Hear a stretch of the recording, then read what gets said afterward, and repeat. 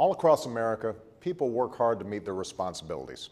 You do your job, take care of your family, pay your bills. Sometimes, particularly in tough times like these, you have to make hard choices about where to spend and where to save.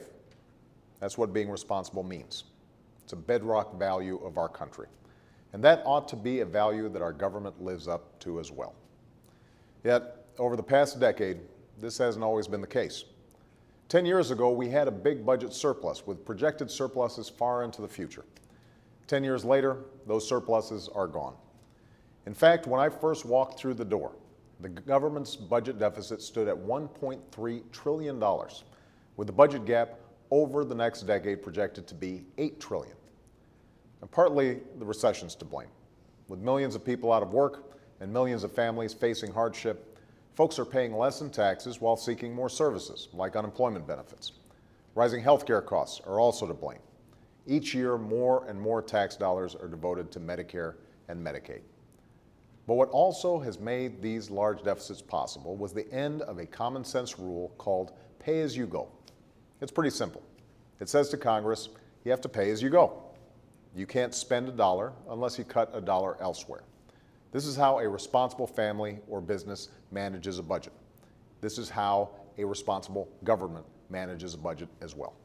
It was this rule that helped lead to balanced budgets in the 1990s by making clear that we could not increase entitlement spending or cut taxes simply by borrowing more money. And it was the abandonment of this rule that allowed the previous administration and previous Congresses to pass massive tax cuts for the wealthy and create an expensive new drug program without paying for any of it. Now, in a perfect world, Congress would not have needed a law to act responsibly, to remember that every dollar spent would come from taxpayers today or our children tomorrow. But this isn't a perfect world. This is Washington. And while in theory there is bipartisan agreement on moving forward on balanced budgets, in practice, this responsibility for the future is often overwhelmed by the politics of the moment. It falls prey to the pressures of special interest groups, to the pull of local concerns, and to a reality familiar to every single American, the fact that it's a lot easier to spend a dollar than save one. That's why this rule is necessary, and that's why I'm pleased that Congress fulfilled my request to restore it. Last night, I signed the pay-as-you-go rule into law. Now Congress will have to pay for what it spends, just like everybody else.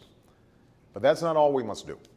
Even as we make critical investments to create jobs today and lay a foundation for growth tomorrow by cutting taxes for small businesses or investing in education or promoting clean energy and modernizing our roads and railways, we have to continue to go through the budget line by line, looking for ways to save. We have to cut where we can to afford what we need. This year, I've proposed another $20 billion in budget cuts. And I've also called for a freeze in government spending for 3 years. It won't affect benefits through Medicare, Medicaid, or Social Security, and it will not affect national security, including benefits for veterans. But it will affect the rest of the budget. Finally, I've proposed a bipartisan fiscal commission to provide recommendations for long-term deficit reduction. Because in the end, solving our fiscal challenge, so many years in the making, will take both parties coming together, putting politics aside, and making some hard choices about what we need to spend and what we don't. It will not happen any other way. Unfortunately, this proposal, which received the support of a bipartisan majority in the Senate, was recently blocked. So I will be creating this commission by executive order. After a decade of profligacy, the American people are tired of politicians who talk the talk, but don't walk the walk when it comes to fiscal responsibility. It's easy to get up in front of the cameras and rant against exploding deficits.